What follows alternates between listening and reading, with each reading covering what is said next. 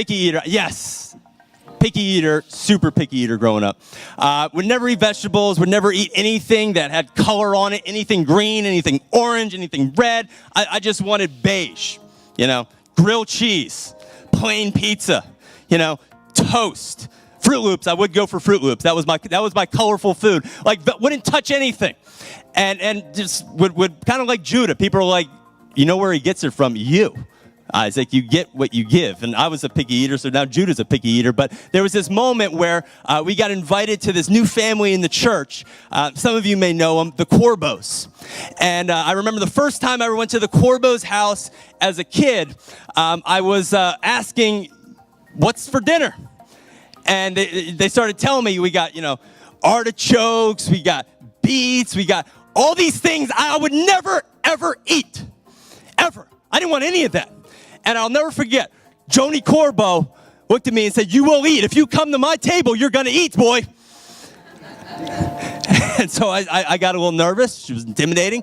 And so I sat there and I started to eat these foods that I had never eaten before. And I kind of looked in as she was preparing it. She's just like throwing stuff in the pot, like taking like spices, just dumping them, like Brussels sprouts that were the most disgusting things I've ever seen in my life. I'm like, oh my God, I'm not going to eat this. I'm not going to eat this. And then Mike Corbo, her husband, who's, some of you know Mike, he's a little crazy. He's like, you're going to eat, boy, Isaac. So I sat there, and I'll never forget, I began to eat these foods that I never ate it before, and it was like heaven on earth. Artichoke hearts, OMG. Brussels sprouts with bacon, OMG. Chicken wings from heaven. I mean, it was incredible. I couldn't believe it. And the lesson that I learned that day that has carried me through now, I'll eat pretty much anything if it's coming from the right house, if it's coming from the right cook. And I remember that day I learned I got to trust the cook.